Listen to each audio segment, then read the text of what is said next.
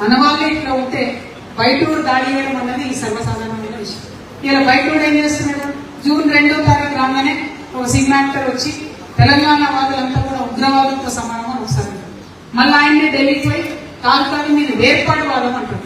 నేను ఒకటే మాట్లాడుతాను, కాంగ్రెస్ ప్రభుత్వానికి చిత్తశుద్ధి ఉంటే తెలంగాణ ఉద్యమాన్ని వేర్పాటు వాదంతో పోల్చిన ఆయన మీద దేశద్రోహం కేసు పెట్టండి. పవన్ కళ్యాణ్ మీద ఎందుకు పెట్టారు?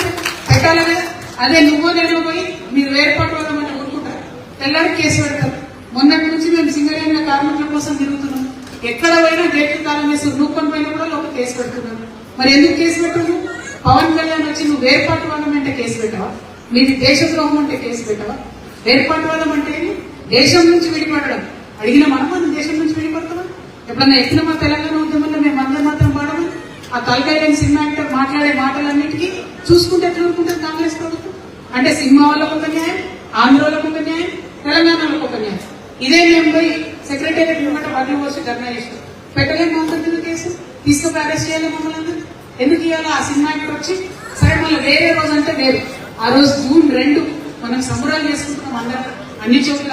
ఆఖరికి ఉద్యమకారుల కార్యక్రమం కూడా మేము 2వ తారీఖు వద్దు ధర్నా చేయడానికి 1వ తారీఖు పెట్టుకొని మేము ఆ రోజు ప్రొటెస్ట్ చేసి ఆ రోజు రౌండ్ టేబుల్ పెట్టుకోవడం జరిగింది. ఎందుకంటే ఆ మర్యాద మనకుంది, ఆ ప్రేమ మనకుంది.